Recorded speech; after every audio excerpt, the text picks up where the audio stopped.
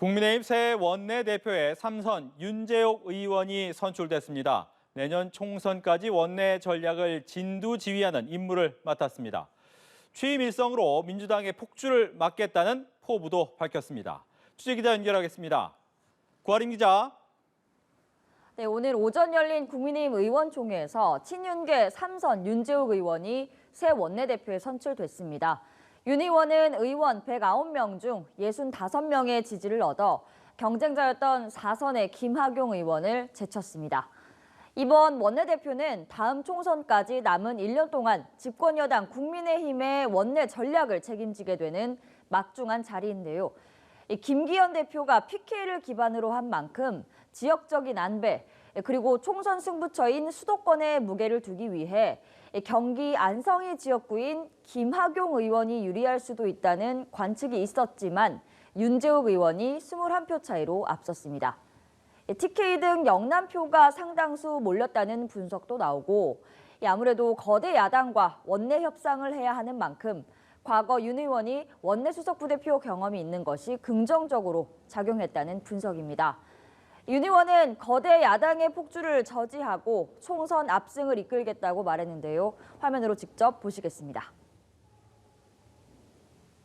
거대 야당의 폭주를 민심의 힘으로 막아내고 의회 정치를 복원하여 내년 총선 의원님 여러분과 함께 승리하여 정권 교체를 완성하고 새로운 대한민국으로.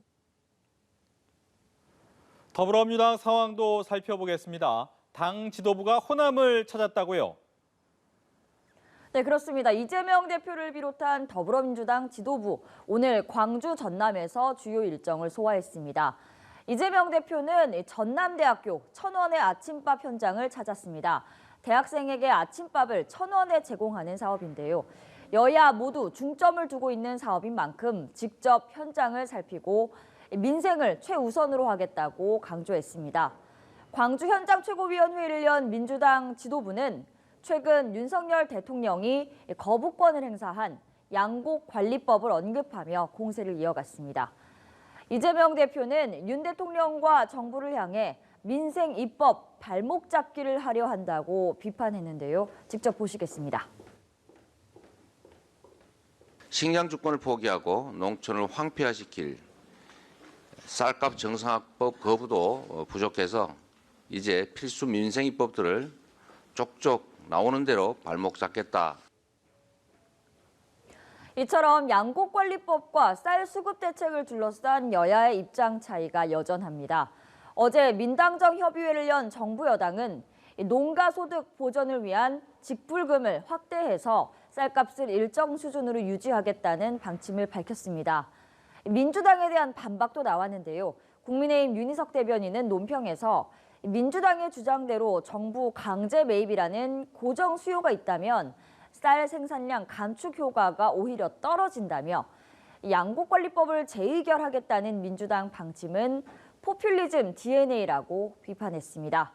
하지만 민주당은 적절한 방안이 무엇일지 따져보자며 국민의힘에 토론까지 제안한 상태입니다.